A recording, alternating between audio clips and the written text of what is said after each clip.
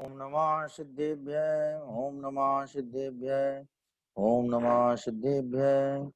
मोक्षमार्गस्य नेतारं भेत्तारं कर्म भूभृतां ज्ञातारं विश्वतत्त्वानां वन्दे तद्गुणलब्धये। नमः श्रीवर्धमानाय निर्धूतकलिलात्मने सालोकानां त्रिलोकानां यद्विद्यादर्पणायते तज्जयति परम ज्योति समं समस्तैरनंत पर्यायै दर्पण तल एव सकला प्रतिफलति पदार्थ मालिका यत्र। तत्वार सूत्र है, अपर नाम मोक्ष शास्त्र है। इसमें अपनी चर्चा जो है प्रारंभ से ही चल रही थी। अपन ने जो है मति ज्ञान, श्रुति ज्ञान, अवधि ज्ञान, मनः ज्ञान है और केवल ज्ञान, 5 ज्ञानों पर चर्चा की थी। केवल ज्ञान के बारे में उन्होंने लिखा था सर्वद्रव्य पर्यायेषु केवलस्य, मैंने सभी द्रव्यों को और उनकी सारी पर्यायों को, पर्याय माने अवस्था, हालत, दशा, उनके सारे परिणमन को केवल ज्ञान जानता है। माने केवल ज्ञान का विषय संबंध सभी द्रव्य हैं, सभी गुण हैं और सभी पर्याय हैं। ऐसा कुछ भी नहीं है, न ही किंचित जातम अस्ति यत केवल ज्ञानात बहिर्वर्तते। ऐसा कुछ भी नहीं है जो केवल ज्ञान के बाहर है। सबका सब कुछ केवल ज्ञान में दिखाई देता है, नजर आता है। तो कह रहे 5 ज्ञानों के विषय क्या है? तो मति ज्ञान, श्रुति ज्ञान का यदि द्रव्य की अपेक्षा देखें तो कितने द्रव्यों को मति ज्ञान, श्रुति ज्ञान विषय करता है? तो कहते सर्व द्रव्यों को करता है। सर्व द्रव्य माने रूपी अरूपी सारे हैं, मूर्तिक अमूर्तिक सारे, अस्तिकाय नास्तिकाय सारे हैं। जितने द्रव्य हैं जगत में 6 प्रकार के, उन 6 प्रकार के द्रव्यों को विषय करता है। माने ये प्रकार को विषय करता है। ये भी बात ध्यान रखना। क्या मतलब? ये संख्या को विषय नहीं करता। 6 प्रकार के द्रव्यों की संख्या जो है वो तो अनंतानंत है। खाली पुद्गल की संख्या को देख लो तो अनंतानंत है। आकाश, धर्म, धर्म एक एक है। जीव जो है पुद्गल के अनंत पे भाग अनंत है। और काल द्रव्य असंख्यात है, जो कि लोकाकाश के एक एक प्रदेश में रत्नों की राशि की तरह एक एक स्थित है। तो ये सभी द्रव्यों के प्रकार को विषय करता है। माने 6 प्रकार के द्रव्यों को विषय करता है। कौन? मति ज्ञान, श्रुति ज्ञान। कोई ये सोचे कि सभी द्रव्य लिख दिए इसका मतलब केवल ज्ञान की तरह इसमें भी अनंतानंत द्रव्य दिखाई देते हैं, तो कहते हैं ऐसा नहीं है। प्रत्यक्ष तो वहीं दिखाई देंगे। यहाँ आगम के माध्यम से मति ज्ञान, श्रुति ज्ञान जानते हैं। क्या जानते हैं? कि इस विश्व में अनंतानंत द्रव्य हैं। ऐसा जानना भी सभी द्रव्यों को जानना ही कहलाएगा। और अवधि ज्ञान जो है वो खाली रूपी द्रव्य को जानता है। रूपी द्रव्य में जो पुद्गल द्रव्य है और रूपी द्रव्य के संयोग से जो संसारी जीव है, सिद्ध जीवों को नहीं लिया क्योंकि सिद्ध जीवों के पुद्गल द्रव्य का संयोग नहीं है। तो पुद्गल द्रव्य का संयोग ना होने की वजह से भी जानने में नहीं आते।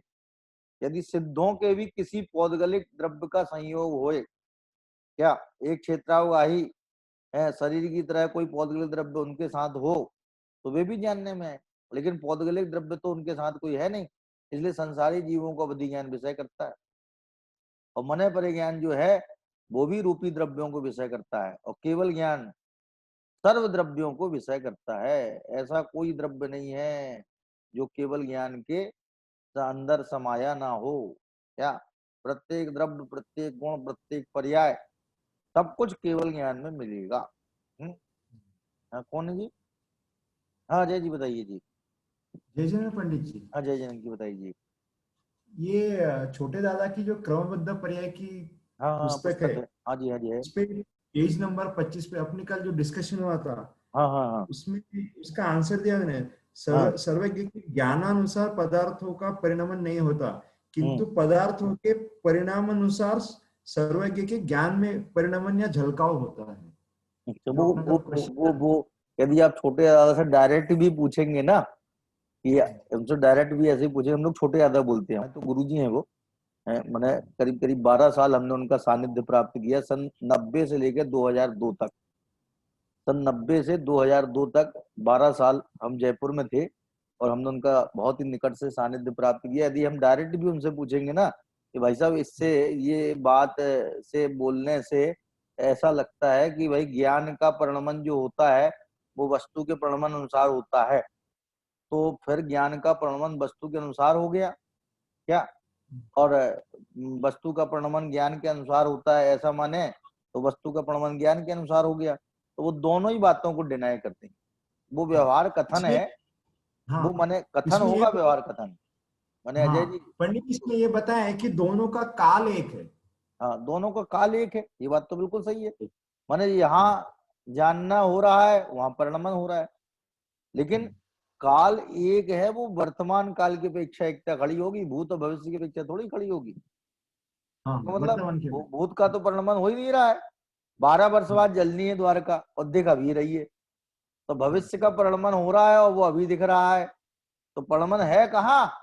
एक्चुअल में तो जो जलती हुई द्वारका नेमिनाथ भगवान को दिख रही है, उसका तो वजूद ही नहीं है बाहर। बाहर में ऐसी कोई द्वारका नहीं थी उस समय जो जल रही थी। दो प्रकार की द्वारका थोड़ी थी, एक जलती हुई द्वारका और एक नहीं जलती हुई द्वारका। नहीं जलती हुई द्वारका वाले तो बैठे थे और जलती हुई द्वारका वाले स्वाहा हो गई। क्यों जी? ऐसा नहीं था ना। माने वस्तु का परिणमन ज्ञान के अनुसार और ज्ञान का परिणमन वस्तु के अनुसार यदि एकांतिक रूप से हम मान लेते हैं, सर्वथा एकांत रूप से स्वीकार कर लेते हैं, तो नियम से एक द्रव्य दूसरे द्रव्य का करता है, धरता है, ऐसा प्रसंग प्राप्त होता है, जो कि सम्यक ज्ञान को स्वीकार नहीं। सम्यक ज्ञान में ये बात आती है कि कोई द्रव्य किसी द्रव्य का हस्तक्षेप नहीं करता, सब अपने अपने परिणमन में स्वतंत्र है। ज्ञान का परिणमन ज्ञान की योग्यता से होता है, वस्तु का परिणमन वस्तु की योग्यता से होता है। वस्तु को ज्ञान से कुछ लेना देना नहीं है। आज एक बात बताइए, हम सब मिल करके अग्नि को ठंडा जान लें, क्या जान लें?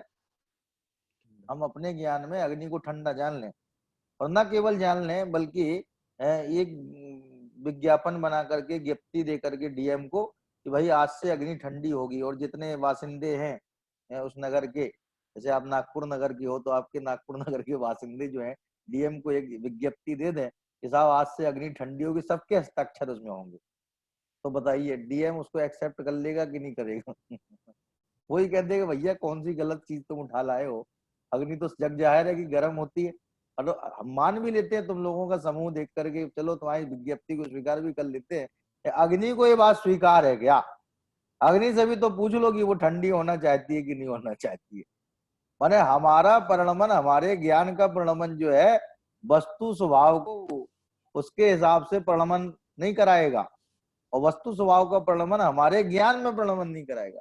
क्या इसको मालूम? ऐसा लिखा है नार्थालोकौ कारणम परिच्छेदत्वात् तमोवत्, क्या?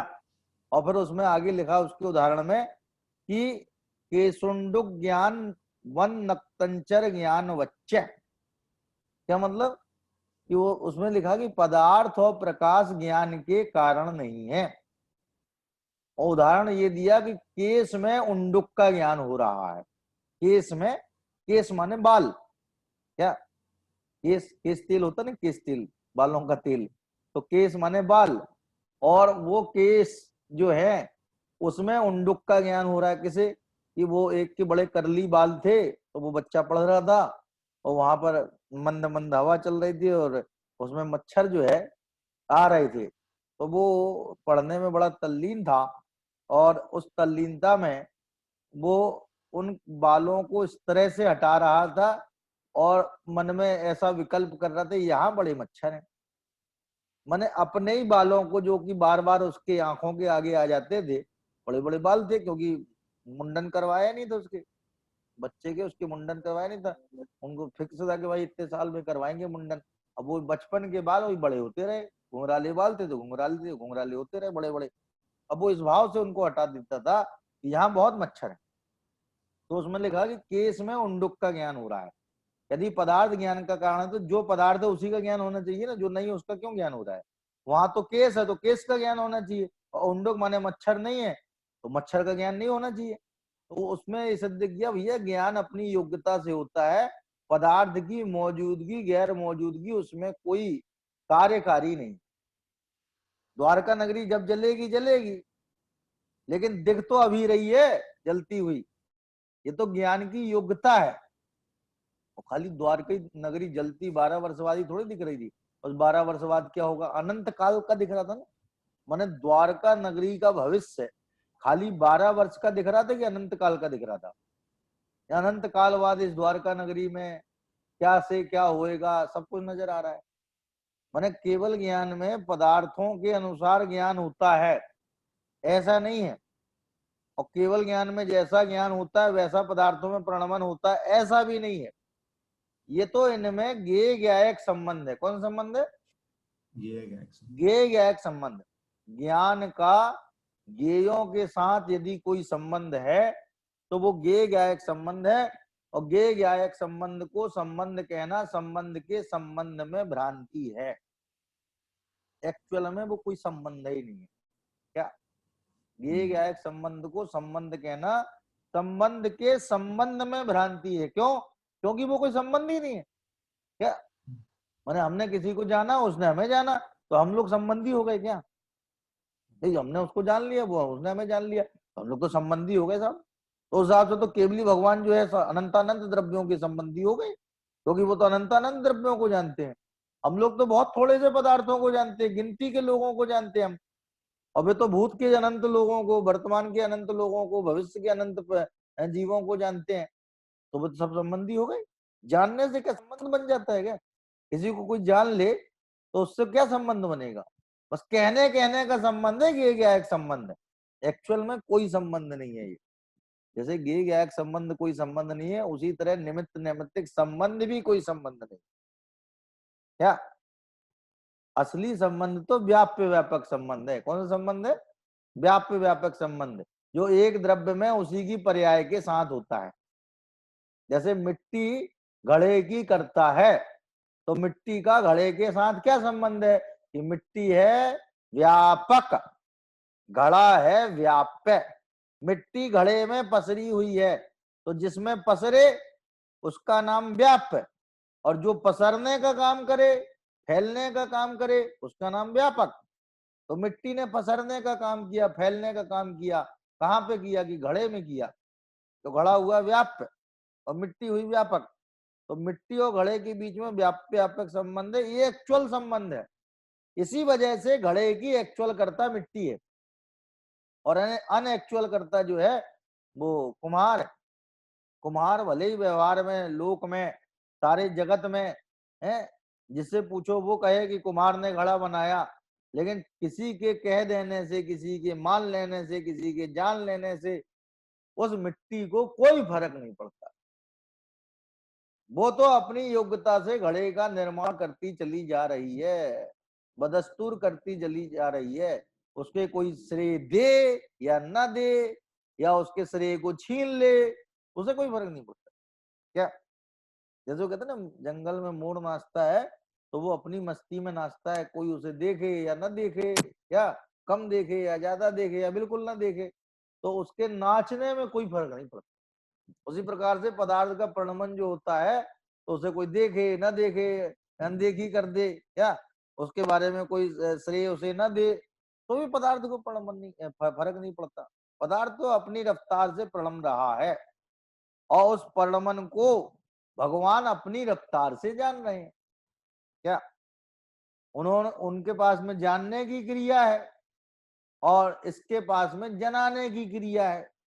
माने पदार्थ का ऐसा स्वभाव है कि वो ज्ञान में झलके, और ज्ञान का ऐसा स्वभाव है कि पदार्थ को झलकाए। तो एक में झलकने का स्वभाव है, एक में झलकाने का स्वभाव है, और दोनों अपने अपने स्वभाव के अनुसार झलक रहे हैं और झलका रहे हैं। फिर वे एक दूसरे की कर्ता धर्ता कैसे हो गई? क्या? द्वारका नगरी जलनी थी, इसलिए उस अनुसार ज्ञान हुआ, ये भाई साहब कथन में तो आ सकता है। जैसे आपने हमें कथन का हवाला दिया अभी क्रमबद्ध पर्याय पुस्तक का, तो उस कथन में तो तमाम व्यवहारिक कथन होते हैं, तो ऐसा आ सकता है। क्या? आता ही है। सारी जिनवाणी 90% व्यवहार से भरी पड़ी है, व्यवहार कथन से भरी पड़ी। अरे प्रथमान योग में तो आप पढ़ोगे कि भोग भूमि में फलाने क्या व्यक्ति ने फलाने चारण रीतिधारी मुनराज को आहार दिया, फिर उन्होंने उनको सम्यक दर्शन दिया। उसने तो आहार दिया, उन्होंने सम्यक दर्शन दे दिया। बताइए, कितना सस्ता हो गया सम्यक दर्शन, आहार देने मात्र से सम्यक दर्शन हो गया। आप सोचिए जरा कितना कितना सरल हो गया, हम किसी को आहार दें वो हमें सम्यक दर्शन दे दे। तो बताओ वहां तो ऐसा कथन मिलेगा कि सम्यक, तो सम्यक दर्शन कोई लड्डू है जो उठा के कोई किसी को दे देगा है? तो अब हम उस कथन को यही अर्थ लगाए, देखो देखो जी इसमें लिखा है कि सम्यक दर्शन दिया है, तो दिया कि नहीं दिया, बताओ इसका क्या अर्थ लोगे आप? तो हमें भैया कहना पड़ेगा भैया ये व्यवहार वर्तमान युग की शैली है, सबसे स्थूल शैली है। वर्तमान युग के बाद सूक्ष्म शैली है चरणान योग की, चरणान योग के बाद में सूक्ष्म शैली है द्रव्यान योग की, और द्रव्यान योग से भी सूक्ष्म शैली है करणान योग की। सबसे सूक्ष्मतम शैली है करणान योग की। करणान योग जो है बिल्कुल परिणामों का धर्म कांटा है। भगवान केवली ने जैसा देखा है वैसा निरूपण करने वाला है। इसलिए करणान योग में जो है बिल्कुल सैद्धांतिक बात होती है। बाकी वर्तमान योग में जो व्यवहारिक बात होती है, चरणान योग में भी व्यवहारिक बात होती है। अरे चरणान योग में जिन जीवों की रक्षा करने की बात की जा रही है, एक्चुअल में वे जीव ऐसे हैं क्या? एकेंद्रीय जीव एकेंद्रीय कि अतीन्द्रिय है? एकेंद्रीय जीव एकेंद्रीय है कि अतीन्द्रिय है? दो इंद्रिय जीव दो इंद्रिय जीव है कि अतीन्द्रिय है? जीव में इंद्रियां हैं कहाँ? इंद्रियों के संयोग को देख करके है चरणान योग उन्हें दो इंद्रिय, तीन इंद्रिय, चार इंद्रिय आदि निरूपित करता है और उनकी रक्षा की बात करता है। एक्चुअल में जीव अतीन्द्रिय है, उसमें इंद्रियां है ही नहीं। अपन लोगों को कहेगा, मनुष्यों को कहेगा तो भैया संगी पंचेंद्रिय जीव है, तो संगी पंचेंद्रिय जीवों को संगी पंचेंद्रिय जीवों की तो दया करनी चाहिए, इसमें तो कोई डाउट है ही नहीं। लेकिन जो असंगी हैं, बेजुबान हैं, क्या जो बोल नहीं सकते, बता नहीं सकते अपनी तकलीफ पीड़ा को, उनकी भी रक्षा का भाव होना चाहिए। तो बताओ ये सारे कथन जो है व्यवहार के कथन, ये हमें अहिंसा की तरफ ले जाने वाले हैं, हिंसा से बचाने वाले हैं, इसलिए ये प्रयोजनभूत है। कोई कहे फिर आचार्यों ने किए क्यों? जब ये बात थी कि जीव अतीन्द्रिय तो इंद्रियों वाले क्यों समझाए? कि भैया इसलिए समझाए कि जिस तरह राख को मसल देने से, चुटकी भर राख को मसल देने से किसी जीव को हिंसा नहीं लगती, उसी तरह यदि इन कथनों को सर्वथा नहीं माना जाएगा तो फिर चींटी को भी मसल देने से हिंसा नहीं लगेगी। ये नहीं वो तो साहब अतीन्द्रिय, और लिखा है द्रव्यान योग में कि जीव अजर हमारे, तो मैंने तो किसी को मारा ही नहीं। मैंने जो चींटी मसली है तो उसके शरीर को मसला है, उसकी आत्मा को थोड़ी मसला है। आत्मा तो मसल ही नहीं सकती है, आत्मा को तो मसल ही कोई नहीं सकता, आत्मा तो अजर है हमारी। अब बताओ वो हिंसा के रास्ते में बढ़ जाएगा ना? गीता में और समय सार में यही फंडामेंटली अंतर है। क्या अपने यहाँ भी आत्मा को अजर अमर बताया समय सार में, और गीता में भी अजर अमर बतलाया, लेकिन लास्ट में क्या कहा है? ततो युद्धस्य पार्थ, हे प्रथा के पुत्र पार्थ, माने अर्जुन तू युद्ध कर। प्रथा बोलते हो कुंती को, कुंती का नाम प्रथा, तो कहले प्रथा पुत्र पार्थ तू युद्ध कर। और क्या बताया द्रोणाचार्य ने कि भैया देखो प्रत्येक आत्मा अजर अमर है, तुम्हारे मारने से द्रोणाचार्य मरेंगे नहीं, कृपाचार्य मरेंगे नहीं, भीष्म पिता मरेंगे नहीं, क्योंकि ये अजर अमर है, प्रत्येक आत्मा अजर अमर है, इसलिए तुम मारो इनको। बताओ ये भी कोई बात है? जब पहले ही आपने बोल दिया कि अजर अमर है तो मारने की बात क्यों करें? मैंने हम फालतू का काम करें? जब वो मरेंगे ही नहीं तो हम अपना समय फालतू बर्बाद करें इसमें?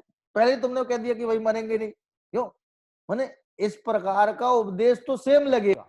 ऐसे कई लोग आपको बोलेंगे अरे भाई साहब गीता और समय सार एक ही तो है, वहां भी आत्मा को अजर अमर बतलाया, यहाँ भी अजर अमर बतलाया, लेकिन अभिप्राय में कितना बड़ा अंतर है। समय सार में कहा है भैया जब कोई आत्मा मरता ही नहीं है, प्रत्येक आत्मा अजर अमर है, तो किसी के मारने के भाव से क्यों अनुरक्त हो रहा है? उससे विरक्त हो, मारने का भाव ही क्यों करते हो? मैंने उन्हें अहिंसा की तरफ ले गए। और उन्हें देखना जगह जगह गीता जिसने पढ़ी है वो देखना जगह जगह लिखा होगा ततो युद्धस्य पार्थ, नाम बदल बदल के कहीं पार्थ लिख दिया, कहीं अर्जुन लिख दिया, कहीं कुछ लिख दिया, जहां जो पर्यायवाची नाम है।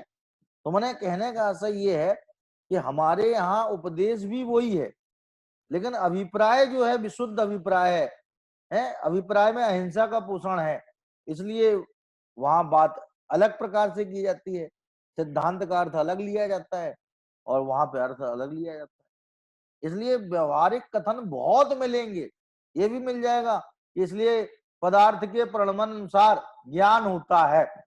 यही लिखा ना इसमें, इसलिए पदार्थ के परिणामन अनुसार ज्ञान होता है। लेकिन वास्तव में यदि हम सैद्धांतिक दृष्टिकोण से विचार करें तो बताओ पदार्थों का परिणामन हमारे ज्ञान में कहाँ कारण है, और हमारे ज्ञान में जो जानने में आ रहा है वो पदार्थों में कहाँ कारण है? क्या हम तो कई बार सपने में देख लेते कि मर गया। वो लोग कहते सुबह यदि किसी के मरने का सपना देख लो, क्या देख लो, घोर घोर अंधेरे बिल्कुल, तो किसी के मरने का सपना देख लो तो उसकी उम्र बढ़ जाती है। क्या बढ़ जाती है? उसकी उम्र बढ़ जाती है। तो भाई साहब हमने मरने का सपना देखा, हमने उसके अपने ज्ञान में उसका मरना जाना, तो यदि ज्ञान के अनुसार परिणमन हो तो उसको तो मरना चाहिए कायदे से। क्या और उसे मरना है और उसके अनुसार परिणमन हो तो हमें उसका मरना पहले से ही दिखाई देना चाहिए, क्योंकि मरना था ना उसको, तो हमें दिखना चाहिए ना। ये हमारा ज्ञान तो अलग दिशा में बढ़ता है और परिणमन अपने अलग दिशा में बढ़ता है, दोनों स्वतंत्र हैं। तो क्या कह रहे हैं, मति ज्ञान श्रुत ज्ञान के सभी द्रव्य विषय हैं, अवधि ज्ञान के रूपी द्रव्य जिसमें पुद्गल और संसारी जीव, मन प्रज्ञान में खाली रूपी द्रव्य, अरूपी आते ही नहीं है, मन प्रज्ञान जानता ही नहीं है, और केवल ज्ञान सर्व द्रव्यों को जानता है। और पर्याय की अपेक्षा विचार करें, गुण क्यों नहीं लिए इसमें? हाँ जी अजय जी, गुण क्यों नहीं लिए इसमें? द्रव्य पर्याय लिए, गुण छोड़ दी, भूल गए क्या? गुणों को लिखना भूल गए इसमें,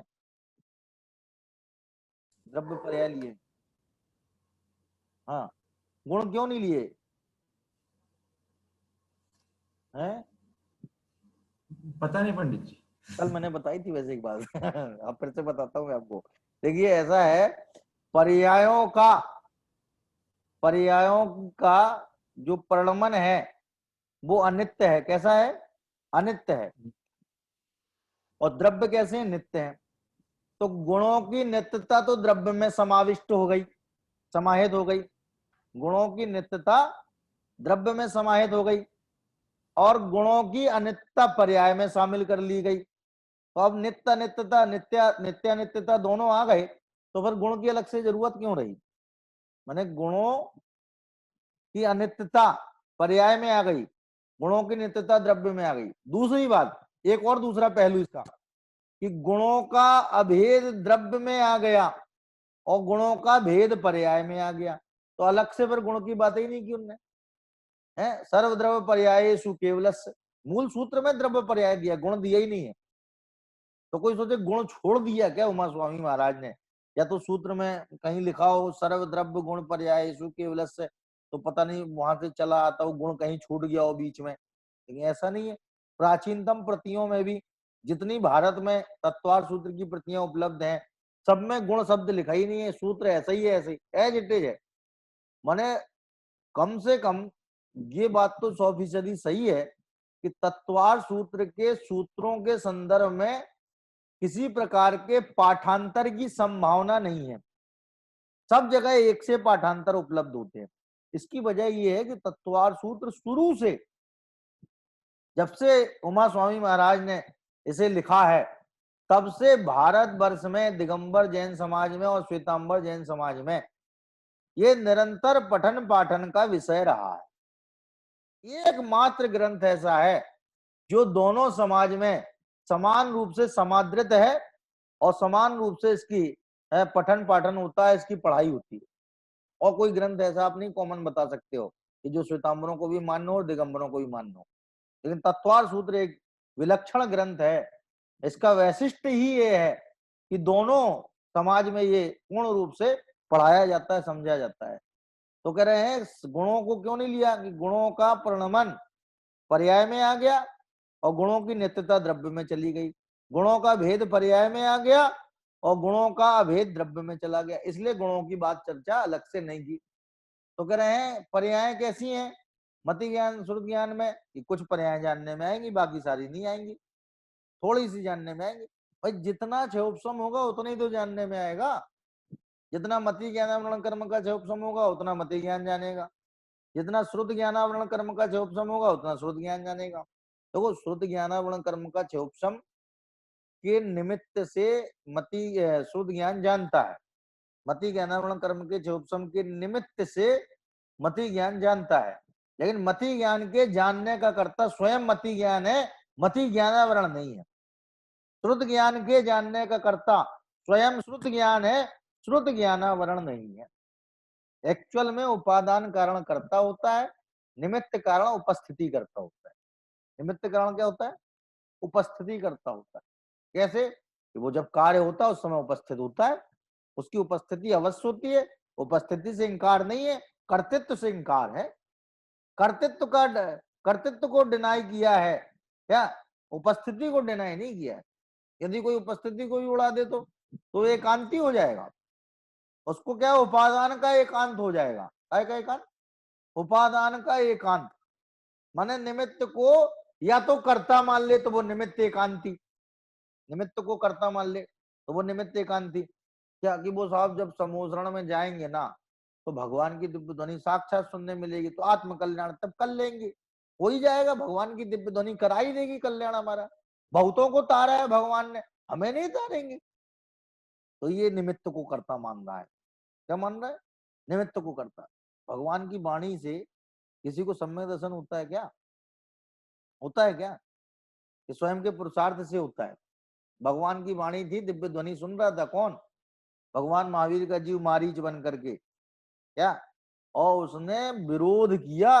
जब उसके बाद पता लगी, भरत चक्रवर्ती जी ने पूछी कि हे प्रभु बताइए अपने कुल में और कौन तीर्थंकर होएगा आप समान? तो उनकी दिव्य ध्वनि में सहज आया कि हे भरत, तेरा पुत्र मारीच जो है इस 24वीं का अंतिम तीर्थंकर शासन नायक भगवान महावीर के रूप में जन्म लेगा। अब बताइए, उन्होंने कहा अरे बाप रे, अपने तो 24वें नंबर पे और दादाजी पहले नंबर पे बैठ गए। ये तो पहले नंबर पे तीर्थंकर हो गए, अपने को 24वें नंबर पर डाल दिया। ये तो हो ही नहीं सकता, मैं तो इन्हीं के सामने तीर्थंकर होके दिखाता हूँ। इस जोम में उसने 363 मत चला दिए। कितने मत चला दिए? 363, 363 मत। अब बताओ, 11 अंग 9 पूर्व का पाठी था वो, कम ज्ञानी नहीं था। वो भगवान आदिनाथ के समय साथ ही दीक्षित हुआ था। इतना वैरागी था भरत चक्रवर्ती का पुत्र कि उसने देखा हमारे दादा दीक्षा ले रहे हैं और पिताजी नहीं ले रहे हैं, तो कहले पिताजी को जो करना करने दो, अपन तो अपना कल्याण करो। क्या? इतना वैरागी, इतना भीगे हुए परिणाम वाला दादा के साथ दीक्षित हो गया। क्या? 11 9 पूर्व तक का ज्ञान था। भाई साहब 363 मत चलाना, अपन से कोई कहते एक मत चलाओ, अपन एक मत भी चला पाते हैं? ज्ञान चाहिए मत चलाने के लिए। उसके बाद इतना ज्ञान था कि 363 मत चला दिए, अलग अलग टाइप के। कितना विशाल ज्ञान था उसके पास में। क्या? नहीं हुआ सम्यक दर्शन, नहीं थी योग्यता तो नहीं हुआ। और जब आई योग्यता तो भाई साहब वो शेर बन करके, क्यों, हम हिरण को खा रहा है ऐसी बुरी दशा में, क्या, पूरे दोनों दाढ़ों में, अयालों में है, और उसके हाथों में, उसके पैरों में, पंजों में क्या खून सना हुआ। क्या? जिह्वा रक्त से रंजित है, रक्त से सनी हुई है, रक्त रंजित जिह्वा वाला। और वो भाई साहब थोड़ी देर में सब में दृष्टि हो गया। क्या? किसी से कह दो तो मानेगा इस बात को? नहीं साहब ऐसा हो नहीं सकता, छना पानी पीना बस चाहिए। भैया छना पानी पीना चाहिए, मना नहीं कर रहे छना पानी पीने के लिए, रात में नहीं खाना चाहिए। लेकिन भाई साहब ये सब जो है शुभ भाव है, ये शुभ भाव पुण्य बंध के कारण है। जीव रक्षा का परिणाम पुण्य बंध का कारण है। इसको सम्यक दर्शन का कारण नहीं कह सकते। सम्यक पंडित दर्शन जी, का हाँ जी जी बताइए जी। मुझे ये समझ में नहीं आया कि जैसे उनको इतना नॉलेज था फिर भी वो इतने साल तक भटकते रहे। फिर शेर तो हिंसक रहता है, फिर वो भी शिकार करते समय फिर कैसे सम्यक दर्शन हो सकता है? नहीं, शिकार करने के बाद हुआ ना, वो शिकार कर चुका था। फिर तो उसने उपदेश सुना मुनिराज का। वे जो चारण रीतिधारी मुनिराज थे ना, आकाश मार्ग से जा रहे थे, आकाश मार्ग से गमन कर रहे थे, उनका निमित्त पा करके, उपदेश पा करके उसे सद्बोध प्राप्त हुआ। उनने बताया कि तू तो इसे भरत क्षेत्र का अंतिम तीर्थंकर होने वाला है और तू यहाँ क्या कर रहा है। और उसको जब जाति स्मरण ज्ञान हुआ, इसको माने उस उपदेश को करके पूर्व भाव का ज्ञान भी हुआ उसे, और उसने जब जाति स्मरण ज्ञान के द्वारा अपने भावों की श्रृंखला देखी तो उसकी तो अश्रु धारा बहने लग गई। उसको लगा मैं क्या था और क्या हो गया, क्या हो गया, क्या मैं कितनी विपन्न अवस्था में, कैसी बुरी दुर्दशा को प्राप्त हो गया। कहाँ मैं है आदिनाथ भगवान का पोता, और कहाँ से मैं कैसे शेर बन करके ये क्या कर रहा हूं मैं। उसने तुरंत अपना उपयोग डाइवर्ट किया और अपने स्वरूप में स्थिर होकर के सम्यक दर्शन प्राप्त किया। उसने पहली बार प्राप्त नहीं किया था, वो इसलिए नहीं पहली बार प्राप्त किया था, वो सादी मिथ्याष्टि था, अनादि नहीं था, क्योंकि वो पहले त्रिपृष्ठ नारायण हो चुका था। त्रिपृष्ठ नारायण, नारायण माने क्या, जिस 3 खंड का अधीश्वर चक्र रत्नधारी, वो त्रिपृष्ठ नारायण पहला नारायण हुआ है वो। जैसे रावण है ना, कृष्ण रावण कृष्ण आदि जो हुए ना, रावण प्रतिनारायण हुआ है क्या, कृष्ण जो है नारायण हुए हैं, लक्ष्मण नारायण हुए हैं, इसी तरह से जो है वो त्रिपृष्ठ नाम का पहला नारायण हुआ। तो बताओ, उसने अपना उपयोग अपने स्वरूप में जमाया, प्रयास किया, पुरुषार्थ किया, तो उसका रिजल्ट आया। और वो भी निमित्त के भरोसे रहता, मान लो। तो निमित्तों के भरोसे जो लोग रहेंगे वे गच्चे ही खाएंगे, वास्तव में धोखा ही खाएंगे। क्यों धोखा खाएंगे? कि भाई साहब निमित्त कुछ करता धरता तो है नहीं क्या, और निमित्त के भरोसे रहेगा तो आलसी, निरुद्यमी, प्रमादी हो जाएगा और समय गंवाएगा अपना क्या। टोडरमल जी सामने लिखा है, आप तो महंत रहना चाहता है और औरों को दोष लगाता है, तो ऐसी अनीति तो जैन मत में संभव नहीं है, ऐसी अनीति तो जैन मत में चलती नहीं है। भाई साहब ये तो पुरुषार्थियों का धर्म है। किसका धर्म है ये? पुरुषार्थियों का धर्म है। इसमें जो निमित्त की व्यग्रता में या फिर निमित्त की आस में बैठ जाते हैं, उन लोगों को धर्म की प्राप्ति नहीं होती, माने सुख की प्राप्ति नहीं। धर्म माने सुख। जब जब धर्म शब्द आए तो उसका सीधा सच्चा मायना है सुख। सुख शांति की प्राप्ति नहीं होती।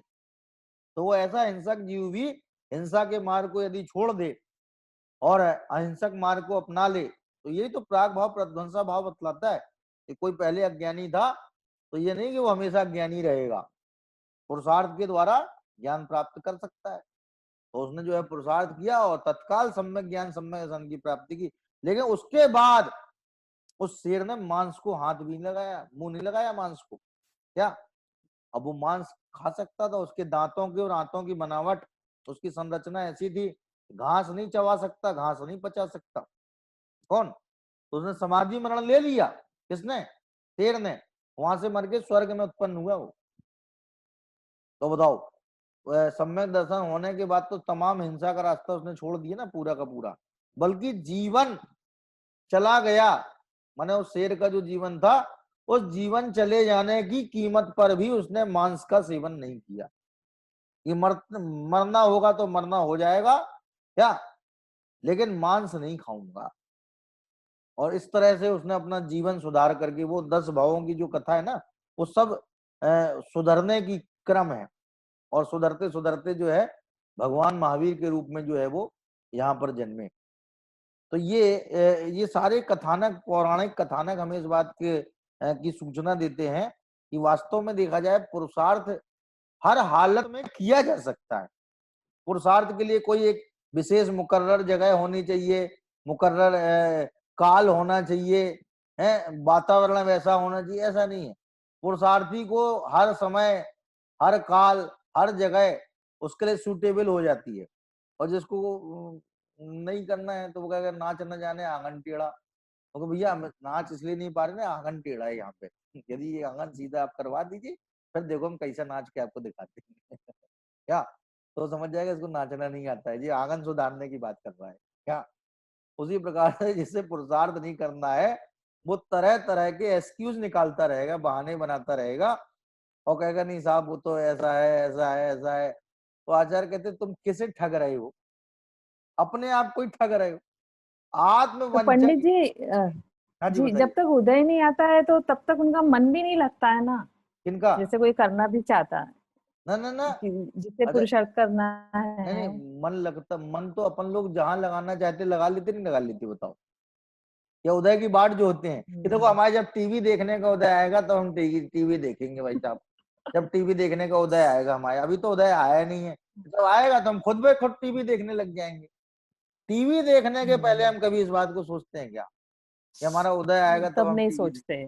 तब नहीं, वहां तो पुरसार करके मन लगा के उसके लिए आंखें फाड़ फाड़ के हाँ, बैठ उसमें जाते हैं। उसमें मजा आता है। हाँ हाँ, तो बताओ ये चीज है।